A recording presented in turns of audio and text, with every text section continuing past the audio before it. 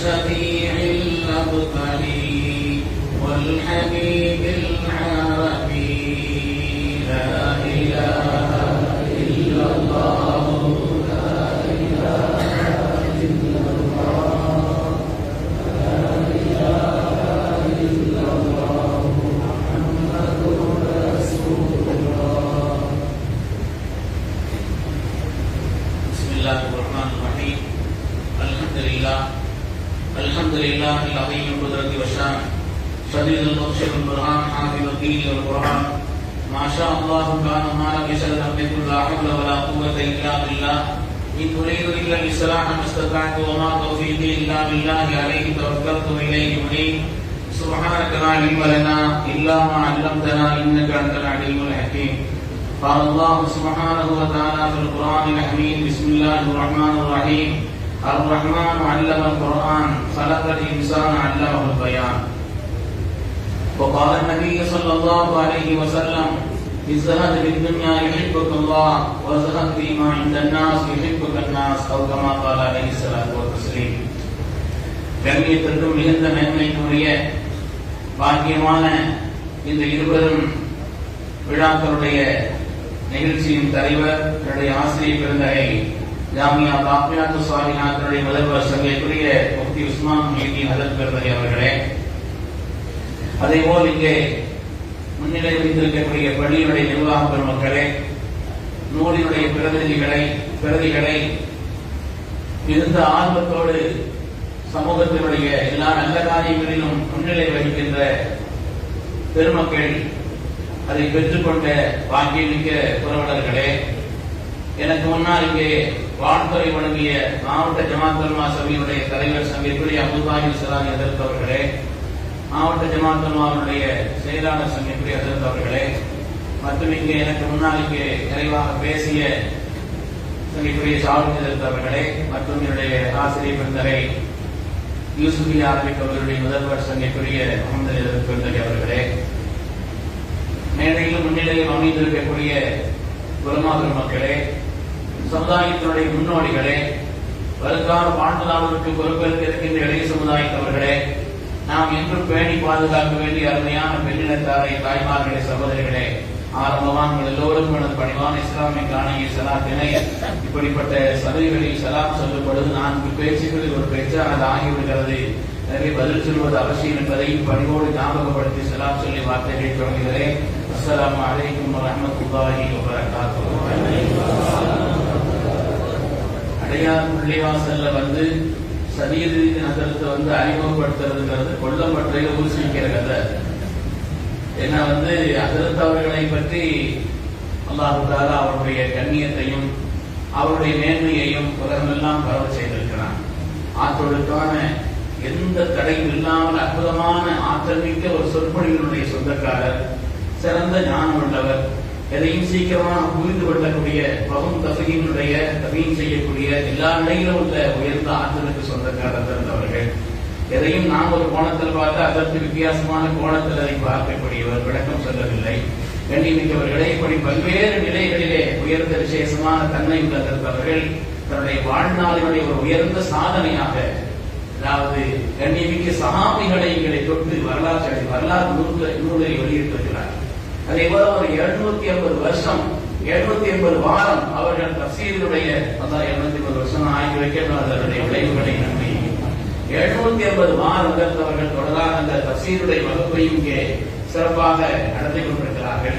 தஃசீர் பற்றி கண்ணியமிக்க ஹஜரத் அவர்கள் இங்கே தெளிவாக சொல்லிவிட்டார்கள். குர்ஆன வந்து வெறும் தர்ஜுமா பார்க்கறதுங்கிறத விட தஃசீரோட விளக்கம் கேட்டாக்க விளக்கம் என்ன தெரியும்.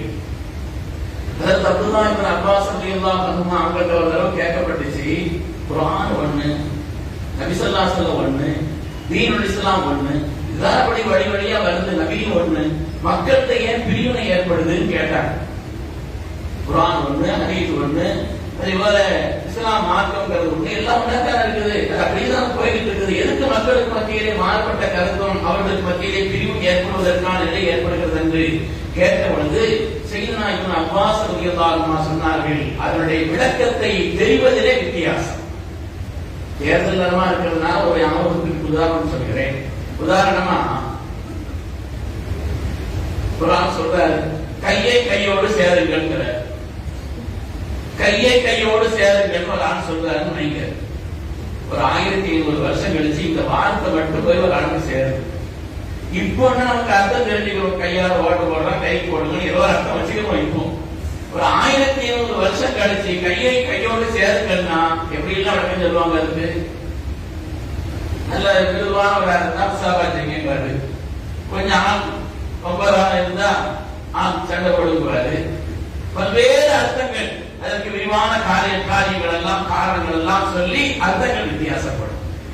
ஆனால் உண்மையான அதனுடைய விளக்கம் யதார்த்த நிலை என்ன என்று வந்து சேரும் பொழுதுதான் அந்த காலத்துல ஓட்டு போடுறது ஒண்ணு இருந்துச்சு, கையால போடுறது இருந்துச்சு, சின்னங்கள் ஒண்ணு இருந்துச்சு, ஒவ்வொரு கட்சிக்கு ஒரு சின்னம் இருந்துச்சு. அந்த சின்னங்கள்ல எல்லாம் குட்டி கொண்டு போய் போடணும் என்றெல்லாம் இந்த விளக்கத்தோடு சேர்ந்து அந்த வார்த்தை போய் சேர்க்கின்ற பொழுதுதானே முழுமையான யதார்த்தமான விளக்கம் கிடைக்கும். அந்த வார்த்தை மாத்திரம் வச்சுக்கிட்டு அது போய் சேர்ந்துட்டு சொன்னா ஒவ்வொரு ஆட்களும் தங்களுக்கு சாதகமாக இதை வித்தியாசமாக பயன்படுத்திக்குவாங்க.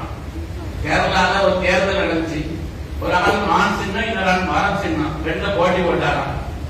அவரு மான் சின்னத்துல போட்டி போட்டவர் சொன்னாராம், மரத்துக்கு ஓட்டு போட்டாரு. நான் சொல்றது அல்லாஹ் சொல்றான், வரா தகவபா ஆதிகி ஷஜரா வதகுனா மினல் ஸாலிமீன். மரத்துக்கிட்ட நெருங்கிறாதீங்க அப்படின்னு அல்லாஹ் தஆலா ஆதம் அலைஹிஸ்ஸலாம் பார்த்து சொன்ன அந்த விஷயத்தை பயான் அவர் சொல்றாரு.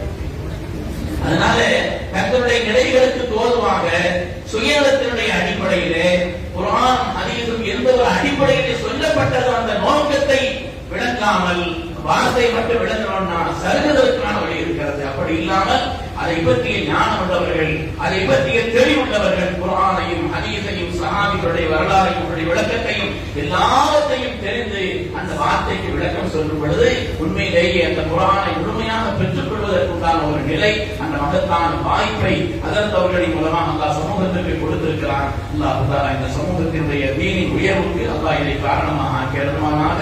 இந்த சேவைகளை அல்லாஹ் தஆலா தொடர செய்திருப்பானாக. சத்தப்பட்டு ஆமீன் சொல்லுங்கள். இந்த சேவைகளை தொடர செய்திருப்பானாக. சொல்லிக்கூடியவர்களே, தஃசீர் சம்பந்தப்பட்ட விஷயத்தில் அதற்கு அவர்கள் பல செய்திகளை சொல்லிவிட்ட காரணத்தினாலே இங்கே வேர்களும் விடுதுகளும் அற்புதமான ஒரு தலைப்பின் கீழ் சஹாபிகளுடைய அந்த வரலாற்றை நான் படிக்கிறதுக்கு வாங்கியிருக்கிறோம். அதனால சஹாபிகளுடைய வரலாற்றை அதற்கு அவர்கள் இங்கே அழகான முறையிலே தொகுத்து நமக்கு தந்திருக்கிறார்கள். அவங்களுடைய பேச்சுக்களும் அவங்களுடைய எழுத்துக்களும் என்னன்னு நமக்கு எல்லாம் தெரியுங்கிறதுனால இந்த சமூகத்திற்கு ஒரு அற்புதமான பொக்கிஷத்தை அவர்கள் கொடுத்திருக்கிறார். அதனால இது எல்லாரும் பயன்படுத்தணும். பொதுவாக நூல்கள் வெளியிடுவதுங்கிறது அந்த வெளியிடுற இடத்துல கொஞ்சம் அப்படி இருக்குமே தவிர அதுக்கு பிறகு நூல்கள்லாம் பெரும்பாலும் தேங்கி இருப்பதை பார்க்கிறோம். அப்படி இல்லை. சில நூல்கள் நாம் பாதுகாத்து வைக்கிறேன், வெறும் படிப்பதற்கல்ல, பாதுகாத்து நம்முடைய வாழ்க்கையினுடைய நடைமுறைகளுக்கு அது தேவை என்ற காரணத்தினாலே அவைகளை நாம் பாதுகாத்து வைக்க வேண்டும். அதிலையும் கண்ணியமிக்க சஹாபிகளுடைய வரலாறு என்று சொன்னால் சாதாரணமான வரலாறு அல்ல. வரலாறுகளை தெரிவதுதான் தீன். அல்லாஹ் இந்த உலகத்திற்கு நம்ம அனுப்புனது ஹிதாயத்திற்காக. قل اهبطوا منها جميعا وإما يأتينكم مني هدى فمن تبع هداي فلا خوف عليهم ولا هم يحزنون. கீழ போங்க, அல்லாஹ் மேல இருந்து அனுப்பிச்சு விட்டா எல்லாரையும் சந்ததிகள்லாம் கீழ போங்க, என்னிடத்திலிருந்து ஹிதாயத் வரும். இம்மா يأتينكم مني هدى فمن تبع هداي, ஹிதாயத்தை பற்றி கொண்டால் பலா கோபுன் அலைஹிம் வலா ஹும் யஹ்சனூன், நிரந்தரமான சொர்க்கம் தான், உங்களுக்கு ஒரு பிரச்சனை இல்லைன்னு சொன்னாங்க. அந்த ஹிதாயத்தை தான் நாம் ஒவ்வொரு நாளும் பரவான 17 ரக்காத்துகளிலேயும் கூட நம்ம ஓதக்கூடிய ஒரே துஆ இஹ்தினஸ் ஸிராத்தல் முஸ்தகீம். யா அல்லாஹ் ஹிதாயத்தை தா. இந்த ஒரு துஆவை தான் ஓதும். ஹிதாயத்து தான் நம்முடைய வாழ்க்கையுடைய லட்சியம், குறிக்கோள். அந்த ஹிதாயத்து எங்கே கிடைக்கும்? அந்த ஹிதாயத்தை எங்கிருந்து வாங்குவது? அந்த ஹிதாயத்தை பெறக்கூடிய இடம் எது?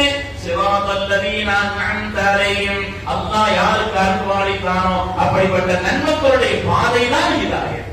அப்படியானால் அந்த நன்மக்களுடைய வரலாறுகளை, அவருடைய வாழ்க்கையை தெரிவதன் வழியாகத்தான் ஒரு மனிதன் ஹிதாயத்தில் நிலைக்க முடியும். நல்லவருடைய வாழ்க்கையை தெரியணும். நல்ல வாழ்க்கையை விட்டதன் காரணத்தினால் நாசமானவருடைய வாழ்க்கையும் தெரிய வேண்டும். அதனால எப்படிப்பட்ட வரலாறுகளை தெரிவதன் வழியாகத்தான் வாழ்க்கையிலே நம்முடைய லட்சியமான அந்த ஹிதாயத்தை நாம் நிறைவாக பெற முடியும் என்பதை குர்ஆன் ஷரீஃப் நமக்கு அழுத்தமாக சொல்லி காண்பிக்கிறது. அதிலேயும் சஹாபிகளுடைய வாழ்க்கை இருக்கிறது. சுப்ஹானல்லாஹ், ஆச்சரியப்படத்தக்க வாழ்க்கை. அவர்கள் வைரங்கள், வைரூரியங்கள், மனித வாழ்க்கையினுடைய அற்புதமான வழிகாட்டிகள், அற்புதமான வழிகாட்டிகள்.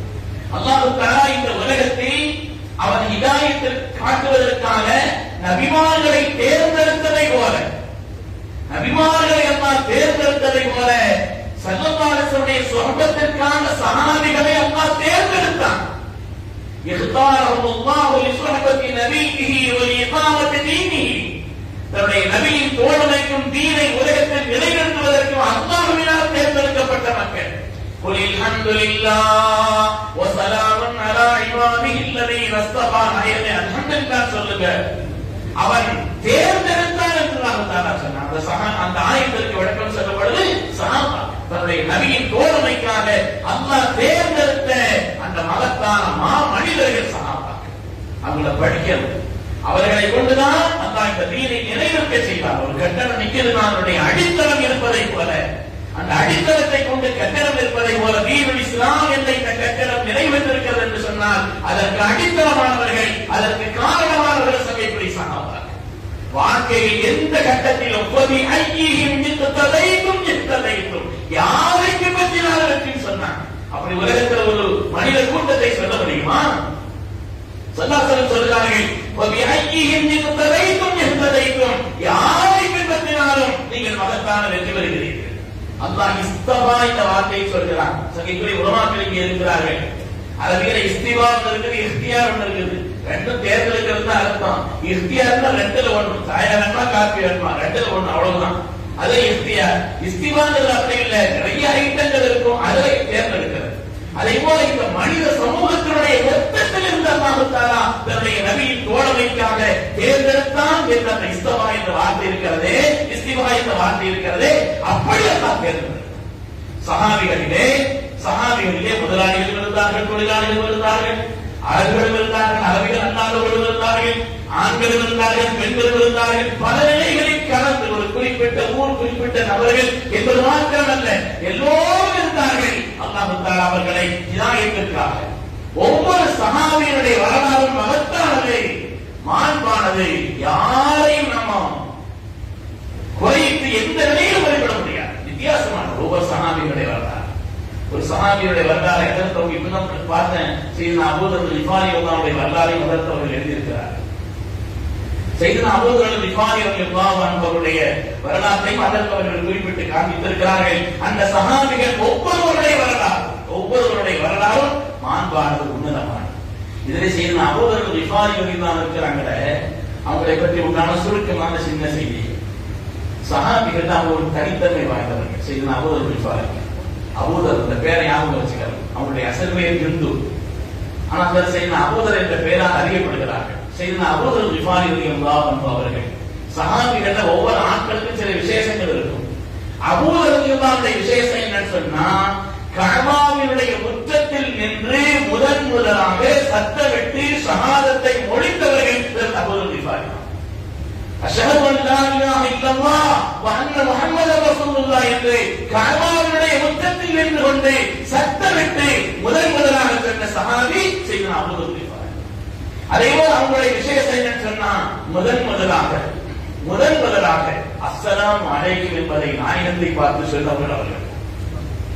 அபூதர் ரிஃபாரியுடைய விசேஷம், ஸல்லல்லாஹு அலைஹி வஸல்லம் பார்த்து அஸ்ஸலாமு அலைக்கும் என்று முதலாக இந்த தீனில் சொன்னவர்கள். சலாம் என்பது ஆரம்பித்து விட்டது ஆதம் அலைஹிஸ்ஸலாமுடைய காலத்தில் இருந்து. ஆனால் ஸல்லல்லாஹு அலைஹி வஸல்லம் பார்த்து முதலாக அஸ்ஸலாமு அலைக்கும் என்று சொன்ன அந்த மாமனிதர் சையதுனா அபூதர் ரிஃபாரி ரலியல்லாஹு அன்ஹு அவர்கள். இவர்கள் யார்? இவர்கள் சிரியாவுடைய பகுதியிலே வாழ்ந்தவர்கள். இந்த அபூதர் ரிஃபாரி இருக்கிறாங்களே, இவர்கள் அந்த ரிஃபாரி என்ற அந்த கூட்டம் சிரியாவுக்கும் மக்காவுக்கும் மத்தியிலே அந்த இடத்திலே வாழ்ந்த ஒரு கூட்டம். இவர்கள் இந்த கூட்டம் முழுவதுமே இவங்க சிரியாவுக்கு போற பாதையில இருக்கிறாங்க. மக்காவை விட்டு வியாபாரிகள் சிரியாவுக்கு போவாங்க இல்லையா, அந்த இடைப்பட்ட பாதையில் தான் இந்த கூட்டத்தார். இந்த கூட்டத்தாருடைய வேலை என்னன்னு சொன்னா, எல்லாத்தையும் கொள்ளடிக்கிறது. இவங்களை குறிப்பிட்ட கப்பம் எத்தனை பத்தத்தை அடிச்சிருவாங்க, சுங்க கட்டணம் மாதிரி கூட்டிக்கிட்டே இருப்பாங்க. கொள்ளைங்கிற பேர் இருக்காது, பேர் வேற மாதிரி இருக்குது. இப்போ அப்ப அதே மாதிரி போறவங்க வர்றவங்கள்ட்ட கூட கொள்ளடிக்கிற மாதிரி அந்த அபூதருடைய கோத்திரத்தாருடைய அசல் தொழிலே என்னன்னா அவங்களுக்கு கப்பம் கட்டிட்டு அங்க சுற்றுச்சாவடியில பணம் கட்டிட்டு தான் கடக்க முடியும். இல்லைன்னு மொத்த நேரத்தில் போயிடும். இவங்களுடைய மொத்த கூட்டத்தினுடைய பணியே இதுதான். அதுல அபூதர் இருக்கிறாங்களே, கொள்ளடிக்கிறது தனி விசேஷமான ஆள். இவங்க தனியா ஒரு குதிரையில போவாங்களாம், மொத்தம் தூக்கிட்டு வந்துருவாங்க.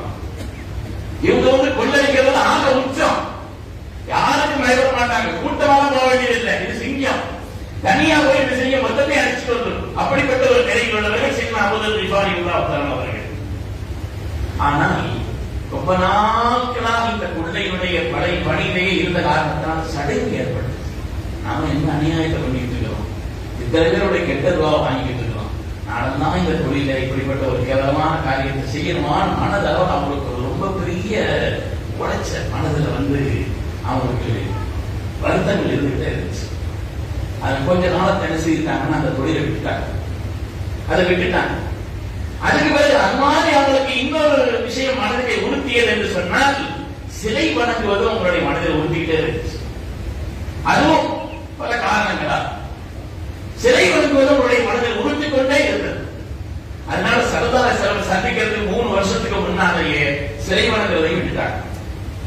இப்படி இருந்த ஒரு நிலையில் தான் கேள்விப்படுகிறார்கள், மக்காவிலே முகம்மது என்று ஒருவர் சிலை வணக்கத்தை அவர்கள் தடுக்கிறார்கள். அவருடைய செய்திகள் எல்லாம் அபூதர் கிஃபாரிக்கு மக்காவிலிருந்து சிரியாவுடன் வியாபாரிகள் போவார்கள். அதனால இந்த செய்தியை கேள்விப்படுறாங்க. கேள்விப்பட்ட உடனே அதற்கு செய்த அபூதர் அவர்கள் ஏற்கனவே இந்த கொள்ளையை விட்டு கொஞ்சம் மனதளவுல பாதிப்பு இருந்ததுனால ஒதுங்கி சிலை வணக்கத்தை விட்டிருந்த காரணத்தினால ஒரு நல்ல பாதையில் போகணுங்கிற ஒரு ஆசை, அல்லாஹ் தஆலா சில நேரங்களில் அப்படி ஒரு நல்ல எண்ணங்களை சில பேருக்கு ஏற்படுத்துவான் அல்லவா, அது அல்லாஹ் உறுதி செய்யக்கூடிய மகத்தான பாக்கியம். எனவே அந்த ஒரு எண்ணத்தை அவர்கள் மனதில் கொண்டு தன்னுடைய சகோதரர் உனைசை அனுப்பி வைக்கிறார்.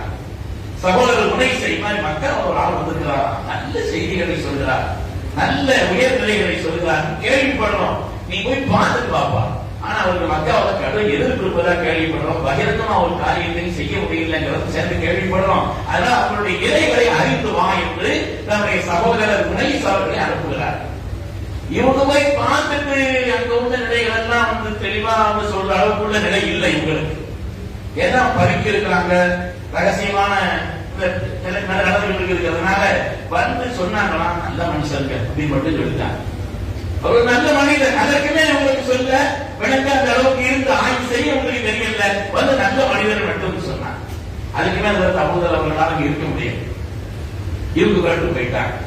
போனா அங்கே இவ்வளவு சூழல் இருக்கிறதே ரகசியமாகத்தான் இதையும் செய்ய வேண்டும். அதனால ரொம்ப எச்சரிக்கையா இருந்தாங்க.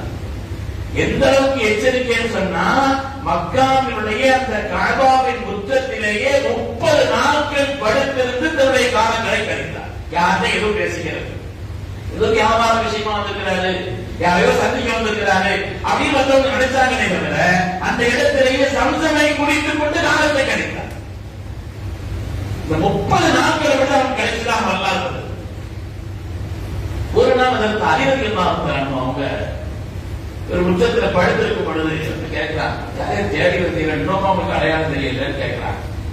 மட்டும் கேட்டா யாரையும் தேடி வந்திருக்கிறீங்கன்னு சொன்னீங்க, அந்த அடையாளம் அந்த யாரும் நம்மளுக்கு இன்னுமா தெரியும், அவங்க தெரியல. சரி வாங்க நம்ம வீட்டுல வந்து சாப்பிடுவோம் அப்படின்னு அறிவர்கள் நம்ம வீட்டுக்கு கூட்டு போறாங்க. வீட்டுல போய் சாப்பிடுறத கொண்டு சாப்பாடு வச்சு அனுப்புனாங்க. ஆனா அந்த நேரத்துல சல்லாசலம் பார்க்க முடியாது, சல்லாசலம் பார்க்க முடியாது. அதுக்கு பிறகு அடுத்தடுத்த சில நாட்கள் கழித்து அதற்கு அறிவர்கள் அப்பொழுது கூப்பிடுறாங்க, வாங்க நம்ம வீட்டுக்கு வந்து சாப்பிட்டு போகணும்னு கூப்பிடுறாங்க. போகும் பொழுது கேட்கிறாங்க, ஏங்க நீங்க யாரையும் பார்க்கணும்னு சொல்லி அடையாளம் இன்னும் அடையாளம் தெரியலன்னு கேட்கிறாங்க. சொன்னாங்க, நான் உங்களுக்கு ஒரு கேள்வி கேட்பேன், ஆனா யார்ட்டையும் சொல்லப்பேன், யார்கிட்டையும் நீங்க அந்த விஷயத்த சொல்ல மாட்டீங்க அப்படின்னு சொன்னா நான் கேட்கிறேன்னு சொன்னாங்க. கேளுங்க என்ன விஷயம் சொன்னாங்க. முகம்மதுக்கு யாரோ மக்காவுல வந்திருக்கிறாங்களாமே, ஸல்லல்லாஹு அலைஹி வஸல்லம் அப்படின்னு வந்திருக்கிறாங்களாமே, நான் அவங்கள பார்க்கணும்னு சொன்னாங்க. சரியான நாட்டு தான் மாட்டிருக்கிறீங்கன்னு சொன்னாங்க. சரியான நாட்டு தான் நீங்க கேட்டிருக்கிறீங்க, எங்களோட வாங்க, நான் இப்பொழுது அவர்கள் வீட்டிற்கு தான் செல்கிறேன், கண்மணி முஹம்மது ரசூலுல்லாஹி ஸல்லல்லாஹு அலைஹி வஸல்லம் பார்ப்பதற்கு தான் நான் செல்கிறேன், வாங்கன்னு சொன்னாங்க.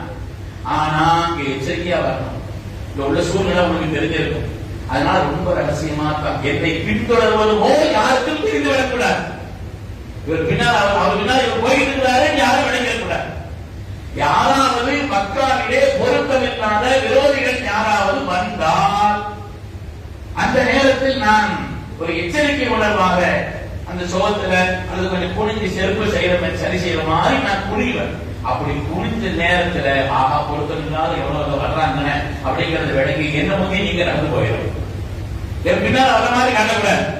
அந்த நேரத்தில் என்னை முந்தி நீங்கள் நடந்து போய்விட வேண்டும் என்ற ஒரு எச்சரிக்கையும் செய்துவிட்டு அதற்கு அரசருடைய செய்த அறிவு எல்லாம் அவர்கள் அதற்கு அபூதர் பாரி கூட்டு போயிருக்கிறார். அவங்க போறாங்க, போய் சல்லாசலம் எடுத்து போயிட்டாங்க. போனா அந்த நேரத்தில் சல்லல்லாஹு கையூலா தூக்கத்துல இருந்தாங்க, கையூலாவில் இருந்தாங்க. அந்த நேரம் கையூலால மனசுக்கு அகத்தின் ஆசையை தாக்க முடியவில்லை உங்களுக்கு. அதனால சல்லாசனுடைய அந்த முகத்தினுடைய அருகே ஒரு துணி இருந்தது. சபைய துணி எடுக்க போனாங்க. சல்லாசன் தச்சிலாம் முடிச்சுட்டாங்க. அஸ்ஸலாமு அலைக்கும் அப்படின்னு சொன்னாங்க. சல்லாசனுக்கு முன்னால சலாமி பதிலாக சல்லாசனுக்கு முன்னால சொன்ன மனிதனுக்கு சொன்னேனே அஸ்ஸலாமு அலைக்கும் என்று ஸல்லல்லாஹு அலைஹி வஸல்லம் பார்த்து சொன்ன அந்த மனிதர் செய்த அபூதர் கிஃபாரியை பாவர். ஸல்லல்லாஹு அலைஹி வஸல்லம் அவர்கள் அவங்கள்ட்ட கேட்கிறாங்க, நீங்க ஏதோ தீன் புதுசா கொண்டு வந்திருக்கிறீங்கன்னு சொல்றாங்க, என்ன கேட்ட உடனே எல்லா விஷயத்தையும் கண்மணி ரசூலுல்லாஹி ஸல்லல்லாஹு அலைஹி வஸல்லம் சொன்ன உடனே அந்த இடத்துல ஈமான் கொண்டுட்டாங்க. அந்த இடத்துல கலிமா சொல்லி ஈமான் கொண்டுட்டாங்க. ஈமான் கொண்ட உடனே ஸல்லல்லாஹு அலைஹி வஸல்லம் அவர்கள் அதற்கு அபூதர் கிஃபாரி இடத்தில் சொன்னார்கள், நீங்க ஊருக்கு போங்க, திருச்சி ஊருக்கு உடனே திரும்பிடுங்க, நீங்க தாமதிக்க கூடாது, இங்கிருந்து நீங்கள் உடனடியாக ஊருக்கு செல்ல வேண்டும் என்று கண்மணி ரசூலுல்லாஹி ஸல்லல்லாஹு அலைஹி வஸல்லம் அவர்கள் அவங்க இடத்துல சொன்னாங்க. அவங்க சொன்னாங்க, வல்லாஹி லா அஜி போக மாட்டேன். அப்பா நீ சத்தியமா நான் ஊருக்கு போக மாட்டேன். இந்த குறைஷிகள் பூரா நாயிலா இவங்க சொல்ல வைக்கணும், இவங்களை பூரா ஈமான் கொள்ள வைக்கணும். அந்த ஆசை எனக்கு இருக்கிறது. அதனால வல்லாஹி லா அஜி நான் ஊருக்கு போக மாட்டேன்னு சொன்னாங்க. சொன்னாங்கன்னா நீங்க போங்கன்னா மாட்டேன்னு சொல்லிட்டு நேர கஅபாவுக்கு வந்தாங்க. வந்து நின்று யா மஅஷர குறைஷ் சத்தமிட்டார், குறைஷிகளே கேட்டுக் கொள்ளுங்கள், அஷ்ஹது அல்லா இலாஹ இல்லல்லாஹ் வ அன்ன முஹம்மதர் ரசூலுல்லாஹ் என்று சொன்னார். கஅபாவுடைய முத்தத்தில் நின்று முதலாக ஷஹாதத்தை உரைக்க சொன்னவர்கள் ரசூலுல்லாஹி அபூதர் பாவர். எவ்வளவு பாக்கியவான். அடி விழுந்துச்சு. அடினா இப்படி எப்படி அடி இல்லை, அவ்வளவு கடுமையான அடி விழுந்த நேரத்துலதான் அப்பாஸ் வந்தாங்க. யார் அடிக்கிறீங்க தெரியுமா? அடிக்கிறது யாரு தெரியுமா? மக்காவிலிருந்து நான் சிரியாவுக்காக வியாபாரம் போகும் வழியிலே, வியாபாரத்திற்காக போகும் வழியிலே அந்த நிபாதிகளை கூட்டங்கள் தங்கியிருக்கிறாங்க இல்லையா, யாருக்கு நம்ம கப்பம் கட்டுறோமோ அந்த கூட்டத்தினுடைய தலைவர்களில் ஒருவர் இவர். இவர் யாரும் சிரியாவுக்கு போக முடியாது, ஞாபகம் வச்சுக்கிட்டாங்க. இன்னும் யாரும் நம்ம பொருளாதாரம் படுத்து போயிடும், அது எல்லாத்துக்கும் ஜோலி முடிஞ்சிடும். அதனால கவனமா பாத்துக்கணும்னு சொன்ன உடனே விட்டுட்டாங்க. விட்டால் சல்லாசனத்தை சந்திக்கிறார்கள். அல்லாஹ்வுடைய ரசூல் அப்பொழுதும் சொன்னாங்க, நீங்க போங்க, ஊருக்கு போக மாட்டேன். அடுத்த நாள் வந்து சந்திக்கிறார். அடுத்த நாள் அங்க மக்காவில் கடுமையான எதிர்ப்பு, ரகசிய பிரச்சாரம், வெளிரங்கமாக பகிரங்கமாக ஈமான் கொண்டவர்கள் 5வது நபருங்கிறாங்க. சித்தீக்னா ஈமான் கொண்டவர்களே அந்த நேரத்தில் 2 பேர் ரகசியமா ஈமான் கொண்டாங்க. ஆனா வெளிப்படையான ஈமான் கொண்டவர்களிலே தெரிந்தவர்களில் 5வது நபராக அபூதர் கிஃபாரி இருக்கிறார். அடுத்த நாள் வந்து சத்தம் விட்டாங்க. அந்த சத்தம் விட்ட உடனே அடிக்க ஆரம்பிச்சா அவங்கள தற்காலத்தின் போது அடிக்காதீங்க அப்பாஸ் சொன்னாலும் யாரும் கேட்கிற மாதிரி இல்லை. அவங்க மௌத்தாகி விடுவார்களோ என்ற ஒரு நிலையிலே பயந்து அப்பாஸ் இருந்தார்களோ அவங்க மேனியில விழுந்தவர்களை காப்பாற்றினார். அடி வேணாலும் என்ன அடிங்க, நம்மளுடைய ஒட்டுமொத்த வியாபாரத்தினுடைய இடைவாரம் இல்லாமல் ஆகிவிடும் சொல்லி அவங்க மேனியில விழுந்து காப்பாற்றுறதுக்கு முற்பட்டாங்க. சரி அதுக்கு விட்டாங்க. சல்லாசலத்தில் வந்து சொன்ன உடனே அருமை நாயகம் சல்லாசலம் சொன்னார்கள், நீங்க ஊருக்கு போங்கன்னு சொன்னாங்க. நீங்க ஊருக்கு போயிருக்குன்னு சொன்னாங்க. அவங்க சல்லாசலம் சொல்லி ஊருக்கு போய் அங்கே தீனை சொல்லுங்கள் சொன்னாங்க. தீனை அங்கே போய் சொல்லுங்கள். சல்லாசலம் சொல்றாங்க, பிறப்பு போயிட்டாங்க. பிறப்பு போய் ஊருக்கு போய் சேர்ந்த நேரத்துல சிரியாவுக்கு வியாபாரத்தை முடித்துக் கொண்டு ஒரு பெரிய மக்காவினுடைய கூட்டம் வந்து கொண்டிருக்கிறது. எல்லாத்தையும் முடிச்சுட்டாங்க. அவங்க தான் கப்ப கட்ட போறான்னு நினைச்சுட்டு பணம் கொடுக்க போனாங்க இல்லையா, அதுக்கு உண்டானது. நீங்க இங்க இருந்து மக்காவுக்கு போய் சேரணுமானா எல்லாரும் லா இலாஹ இல்லல்லாஹ் முஹம்மது ரசூலுல்லாஹ் சொல்லித்தான் ஆரம்பிச்சாங்க. சொல்லாம இருந்து அசைய முடியாதுன்னா ஒரு ஹப்பத்துக்கு எது நடல, ஒரு வித்தும் கோதுமையுடைய ஒரு மணியும் கூட இங்கிருந்து நீங்க கொண்டு செல்ல முடியாது. நீங்கள் லா இலாஹ இல்லல்லாஹ் முஹம்மது ரசூலுல்லாஹ் என்று சொல்லாத வரை. அவங்க விளங்காமல சொன்னாங்க, பயந்து சொன்னாங்க, எப்படியோ சொன்னாங்க, சொல்ல வச்சுட்டாங்க. அதுக்கு பதிலாக இங்கிருந்து அனுப்பிச்சு விடுறாங்க. அதுக்குள்ள இந்த செய்தி அங்கே பரவுகிறது, அங்கிருந்து பரவுகிறது. ஸல்லல்லாஹு அலைஹி வஸல்லம் ஈமான் கொண்டுட்டு அதுக்கு பிறகு போனாங்க. அவருடைய மக்களிடத்தில் சொன்னார்கள், ஈமானை பற்றி சொன்னார்கள், சத்தாசத்தை பற்றி சொன்னார்கள், அவர்கள் சொல்லக்கூடிய எல்லா காரியத்தையும் சொன்னார்கள். அதுல ஸல்லல்லாஹு அலைஹி வஸல்லம் அதுக்கு பிறகு மக்காவுல இருந்து இங்க 10 வருஷங்கள் 13 வருஷங்கள் கழிஞ்சிட்டு அதுக்கு பிறகு ஹிஜ்ரி 53 ஹிஜ்ரத் செய்து மதீனாவுக்கு போயிட்டாங்க. ஸல்லல்லாஹு 53வது வருஷம் ஹிஜ்ரத் செய்து மதீனாவுக்கு போயிட்டாங்க. மதீனாவுக்கு போன பிறகு பத்ர் நடந்தது, உஹத் நடந்தது. அதே போல ஹிஜ்ரி 4 ஹந்தக் நடந்தது. அந்த ஹந்தக்கின் பொழுதுதான் மீண்டும் வந்து ஸல்லல்லாஹு அலைஹி வஸல்லம் சந்திக்கிறார்கள். அதற்கு அபூ தர் ரலியல்லாஹு அன்ஹு கிட்டத்தட்ட ஈமான் கொண்டு இவங்க போனதுக்கு பின்னால 17 வருஷங்களுக்கு பின்னால் சந்திக்கிறார்கள். 17 வருடங்களுக்கு பின்னால் கண்மணி முஹம்மது ரசூலுல்லாஹி ஸல்லல்லாஹு அலைஹி வஸல்லம் தனி நபராக அல்ல, ஒட்டுமொத்த சமூகத்தை இஸ்லாத்தில் ஆக்கி அவர்களை எல்லாம் அழைத்து வந்து ஸல்லல்லாஹு அலைஹி வஸல்லம் சந்திக்கிறார். அவ்வளவு மனிதர். உங்களுடைய வரலாறு நம்ம படிக்கின்ற மக்களே, அவங்களுடைய கோத்திரத்தால் மாத்திரமல்ல, அவங்கள அதாவது ஒரு பெரிய ரவுடி கூட்டம் இருந்துச்சுன்னா அவங்களுக்கு சப்போர்ட் இன்னொரு சின்ன ரவுடி கூட்டம் இருக்கும். அது மாதிரி அஸ்லம் ஒரு கூட்டம் இருந்துச்சு, அவங்க இதுக்கு வந்துட்டாங்க. அவங்களும் சேர்ந்து இஸ்லாம் அவங்களுக்கு தீனை சொல்லி நாம நல்லொழுக்கம் உள்ளவர்களாக வாழ வேண்டும் என்பதை சொல்லி இந்த காலகட்டத்தில் இவர்களை நாம் பின்பற்றுவதற்குரிய அவசியத்தை எல்லாத்தையும் சொல்லி அவர்களையும் அழைத்து வந்தார்கள். அவர்களும் வந்ததற்கு பிறகு எல்லோரையும் ஈமான் கொண்ட வைத்து இங்கே கூப்பிட்டு வந்தார். அதுக்கு பிறகு ஸல்லல்லாஹு அலைஹி வஸல்லம் இருந்தார். சரி, அவர்களுக்கு எந்த அளவுக்குன்னா ஒரு சபை நடந்தது இருந்தது என்று சொன்னால் கான் நபி ஸல்லல்லாஹு அலைஹி வஸல்லம் யக்தபிது பி அபாதர்ரி இதா ஹதர. எந்த ஒரு நல்ல காரியமா இருந்தாலும் அந்த கூட்டத்தில் அபூதர் தான் இருக்கிறாங்கன்னு சொல்ல பார்ப்பாங்க. அவங்களை கொண்டுதான் காரியங்களையும் துவங்குவாங்க. இப்பொழுதும் சில நல்ல மனிதர்கள் எல்லா காலம் எந்த காரியத்தையும் உதவி செய்த சீடர்கள் இருப்பாங்க இல்லையா? புலவர்கள் அதற்கு அழைச்சிருக்கிறாங்கன்னு சொன்னா இவங்க எல்லாம் சமுதாயத்தினுடைய மற்ற எல்லா நல்ல காரியங்களிலேயும் முன்னோடியாக இருக்கக்கூடிய சீடர்கள். அவர்களுக்கும் எல்லா விதமான மேன்மையும் வழங்கி அருள்வானாக. இப்படிப்பட்ட நல்ல காரியங்களுக்கு உதவி செய்யக்கூடியவர்களுக்கு அல்லாஹ் தன்னுடைய பேரவர்களை விருப்பமாக வழங்கி அருள்வானாக. அதற்கு அபூதர் கிஃபாரி எந்த அந்த கூட்டத்தில் இருந்தாதான் ஸல்லல்லாஹு அவங்களை கொண்டு ஆரம்பிப்பாங்க. அவங்க ஏதாவது ஒரு மஜ்லிஸ் இருந்து அதற்கு அபூதர் கிஃபாரி சபையில இல்லைன்னா யாரையாவது அனுப்பி அவங்க கூப்பிட்டு வாங்கிட்டு இருப்பாங்க.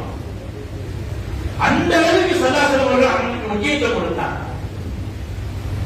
இதுல எல்லா யுத்தத்திலையும் அதற்கு பிறகு நடந்ததெல்லாம் ஸல்லல்லாஹு கலந்துக்கிட்டாங்க.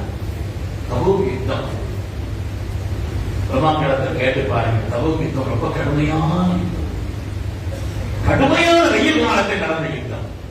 மதீனாவிலிருந்து கிட்டத்தட்ட 700 மைல்கள் கடந்து செல்ல வேண்டிய நிலையில் இருந்து ஒரு யுத்தம்.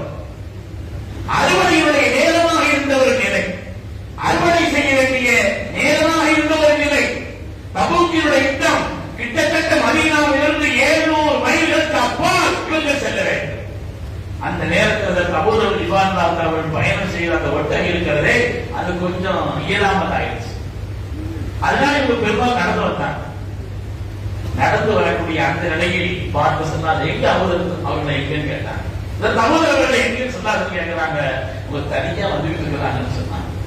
அப்பதான் சொன்னாங்க, இந்த அபூதர் அவர்கள் தனியாகவே அவர்கள் வந்து கொண்டிருக்கிறார்கள். யமூத் வஹீதா, தனியாக தான் அவர் மரணிப்பார்கள் சொன்னார். தனியாக ஒரு இடத்தில் இருந்துதான் அவர்கள் மரணிப்பார்கள் சொன்னார். இந்த உம்மத்தினுடைய ஈசா அலைஹிஸ்ஸலாமை போல பற்றற்ற ஒரு துறவியாக வாழ்ந்தவர்கள், தன்னை அப்படியே முழுமையாக வீழ்த்தி கொடுத்தவர்கள், வீழ்ச்சி முழுமையாக கொடுத்தவர்கள். துனியாவர்களே, சையத்னா சித்தீக் நாயகத்துடைய ஆட்சி, உமர்தானுடைய ஆட்சி, உஸ்மானுடைய ஆட்சி, எல்லா ஆட்சியும் இருந்தது. பெரிய சஹாபி, மிகப்பெரிய கூட்டத்தை இஸ்லாத்தில் கொண்டு வந்தவர்கள் ஸல்லல்லாஹு ரொம்ப கண்ணியத்திலான்னு சொல்லி எல்லாருமே அவர்களுக்கு எதையும் கொடுக்க தயாரானார்கள். ஆனால் எதையும் வாங்க இவர்கள் தயாரில்லை. உமர்தான அவர்கள் 4000 திர்ஹம் கொடுத்து விட்டாங்க. கையில் கூட வாங்கவில்லை, சதகா செய்தார். கையில் கூட வாங்கவில்லை. அதை இந்த நாளுக்கு சதகா செய்யணும்னு சொன்னாங்க. ஸல்லல்லாஹு கேட்டாங்க, எனக்கு ஏதாவது பதவி தாங்கலன்னு கேட்டாங்க, எனக்கு ஏதாவது ஒரு பொறுப்பு தாங்கலன்னு சொன்னாங்க. அபூதர் அவர்களை அதை தாங்குவதற்கான சக்தி உங்களுக்கு இல்லைன்னு சொன்னாங்க. ரொம்ப பலகீனமான ஆள். நீங்க ஒவ்வொரு தொழுகைக்கு பின்னாலும் சுப்ஹானல்லாஹ் அல்ஹம்துலில்லாஹ் அல்லாஹு அக்பர் அந்த தஸ்பீஹை நியமமாக ஓதி வந்தால் அது உங்களுக்கு உயர்வை தரும்னு சொன்னாங்க. ஸல்லல்லாஹு அலைஹி வஸல்லம் ஒவ்வொருக்கும் தகுதியான ஆட்கள் தேர்ந்தெடுப்பாங்க இல்லையா, அதனால பொறுப்புக்கு நீங்கள் வேண்டாம் என்பது போல ஸல்லல்லாஹு அலைஹி வஸல்லம் சொன்னாங்க.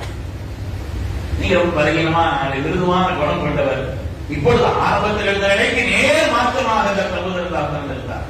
திருமக்களே, ஒரு தடவை ஸல்லல்லாஹு அலைஹி வஸல்லம் அந்த தபூதர் சொன்னாங்க, அந்த தபூதர் அவர்களே, மதீனாவிலே வளர்ச்சி ஏற்பட்டு சில்கை என்ற ஒரு பகுதியிலே கட்டடங்கள் வர ஆரம்பித்து விட்டால் அந்த நேரத்தில் நீங்கள் மக்களை விட்டு கொஞ்சம் ஒதுங்கியிருங்கள் என்று சொன்னார். அந்த நேரத்தில் ஏன்னா இவங்களுடைய நிலை, இவங்களுடைய குணம், இவங்களுடைய அணுகுமுறை எல்லாம் தெரியும். ஒரு ஆண்களுக்கும் ஒரு வித்தியாசமான தன்மை. அருமையானவர்களே, அதுக்குள்ள இவங்க மதீனாவில் ஸல்லல்லாஹு அலைஹி வஸல்லம் சொன்ன மாதிரி அந்த சில்கை என்ற பகுதியில் அந்த கட்டடங்கள் எல்லாம் வர ஆரம்பித்த உடனே அங்கிருந்து செய்தன அபூதர் ரலியல்லாஹு அன்ஹு அவர்கள் சிரியா பக்கம் போயிட்டாங்க. இங்க மாவியார் மாதிரி ஆட்சி வந்து இருந்துச்சு. உணவுடைய பிரச்சனை, யாரையும் பணம் செஞ்சு விட மாட்டாங்க. இங்க அல்லாஹ்வுக்கா கொடுங்க கொடுங்க கொடுங்க கொடுங்கன்னு சொல்லி எல்லாரும் எதனை கால் பண்ற வேலையை செஞ்சுட்டே இருந்தாங்க. அதை செய்தன மாவியார் தான் இவங்களுக்கு மதீனாக்கு அனுப்பி வச்சிருக்காங்க. செய்தன உஸ்மான் நேரடியாக ஆரம்பிச்சாங்க. நாம நம்முடைய வாழ்க்கைக்கு தேவையான ஏதாவது மிச்சத்தை வைத்துக் கொண்டு வந்து சதகா செய்து இருந்தாங்க. சொன்னாங்க, அப்படி செய்ய முடியாது. வராசத்து சட்டம் எதுக்காக வந்துச்சு? பணம் மிச்சம் இருக்கும் பொழுதுனால பங்கு வச்சு சொத்து வச்சு கொடுக்க முடியும். அது மாதிரி ஜகாத் எப்படி வந்துச்சு? பணம் இருந்தாலும் ஜகாத்துடைய காரியங்கள் கொடுக்க முடியும். அதனால எல்லாத்தையும் நமக்கு தேவையான அன்னைக்கு அது கொஞ்ச நாளைக்கு வட்டு வச்சுட்டு வந்தது போல சதகா செய்யறது அது தவறானது, நல்ல முன்மாதிரி அல்ல அப்படின்னு செய்து நான் உஸ்மான் தாஸ் சொன்னாங்க. கடைசியில இவங்களுடைய அணுகுமுறை ரொம்ப வித்தியாசமா இருந்துச்சு. இவங்க என்ன சொன்னா, தேவையான வச்சுட்டு வந்து கொடுக்கணும், சமூகத்தினுடைய நேர்மைக்காக அதை கொடுத்து விட வேண்டும் என்று அதில் ரொம்ப அழுத்தமா இருந்தாங்க. கடைசியில செய்துனா உஸ்மான் இப்னு அஃபான் அவங்க நீங்க எல்லாரோடையும் சேர்ந்திருந்தா பல சம்பவங்கள் அதுல இருக்கு. ஒரு பெரிய கட்டடம் கட்ட விட மாட்டாங்க, பெரிய கட்டடம் கழுத்துக்கு மேல கட்ட விட மாட்டாங்க. அந்த காலத்துல குனிஞ்சுதான் உள்ள போகணும், அந்த அளவுக்குள்ள கட்டடம் தான். கழுத்துக்கு மேல தலையை தொடக்கூடிய அளவுக்குள்ள கட்டணம் கேட்டா விட மாட்டாங்க. அப்புறம் நல்ல சட்டம் போட்டா முந்தியெல்லாம் இப்படியே சட்டம் போட்டியே கேட்பாங்க. முந்தியெல்லாம் இப்படியே சட்டம் போட்டு சுல்தான் இப்படியே சட்டம் போட்டீங்க, சட்டம் போட்டுருந்தீங்க, ஏதாவது ஒரு முல்லை வைத்து குத்தி கொண்டு இருக்கிறது இல்லையா, இப்ப இவ்வளவு ஏற்ற சட்டை நல்ல சாப்பாடு சாப்பிட்டா கேட்பாங்களா, முந்தியெல்லாம் இப்படியே சாப்பிட்டீங்க. இப்படி ஒவ்வொரு ஆட்களையும் அண்ணன உடனே இன்றைய காலத்தினுடைய சூழ்நிலையில இவங்களுக்கு இருந்தா சரி வராது. அதற்கு உஸ்மான் தான் அங்கிருந்து நாடு கடத்தணும். அங்கிருந்து ரபுலா மக்கால இருந்து கிட்டத்தட்ட 200 மதீனாவில இருந்து 200 மைல் தொலைவிலே உள்ள ரபுலாங்கிற இடத்துல அதற்கு உஸ்மான் ஆட்சியாளர்கள் கட்டுப்படணும் ஸல்லல்லாஹு சொல்லி இருக்கிறாங்க. அதனால நீங்க என்ன சொன்னா நான் போயிருப்பேன்னு சொன்னாங்க. இங்கிருந்து ரபுலாங்கிற நீங்க வரலாம். அவங்களுடைய வாழ்க்கையினுடைய கடைசி நேரம் இருக்கிறது. சுப்ஹானல்லாஹ், சாதாரணமானது இல்லை. போகும்பொழுது அவங்களுக்கு செல்வத்தை அள்ளி கொடுத்தார். இதற்கு உஸ்மான் வாங்க மாட்டேன். அபூதருக்கு அவருடைய ஒட்டகை போதும்னு சொன்னாங்க. அபூதருக்கு அவருடைய ஒட்டகை போதும்னு சொன்னாங்க. அவருடைய மனைவியும் அழைத்துக் கொண்டு செய்தனாம சொன்னார். அபூதர் ரலியல்லாஹு அன்ஹு அவர்கள் ரமலான் இடத்துல தங்கியிருந்தாங்க. சஹாபிகள் பார்க்கறதுக்காக போவாங்களா, அப்படி பார்ப்பதற்காக போகும் பொழுது ஒரு புழு சுருட்டு கிடப்பதை போட்டு பார்க்கலாம். ஒரு மரத்தடியிலே ஒரு புழு சுருட்டு கிடப்பதை அப்படி நிலைக்கு அதற்கு செய்த அபூதர் இவ்வளவு பெரிய சஹாபி தீனுக்காக எல்லாவற்றையும் கொடுக்க வேண்டும் என்று வாழ்ந்த பெருமக்கள் சாதாரணமான ஒவ்வொருடைய வரலாறு இருக்கிறதை நாம் படிக்கணும். ஏதோ ஒரு சாதாரண இதை நினைச்சாரு. சஹாபிகளுடைய வாழ்க்கைகள் இருக்கிற நாம ஒரு குறைஞ்சது திரும்ப திரும்ப திரும்ப அவங்களுடைய வரலாறுகளை படிக்கும் பொழுது அல்லாஹ் சொன்னானே, ஆமினு கமா ஆமனன் நாஸ். அல்லாஹ் குர்ஆன்ல சொல்றான், உங்க ஈமான் எப்படி இருக்கு தெரியுமா? சஹாபிகள் ஈமான் கொண்டதை பாருங்க. அவ்வளவு வலுவான ஈமான், அவ்வளவு வலுவான அந்த ஈமான். அவர்களை போல் ஈமான் கொண்டிருக்க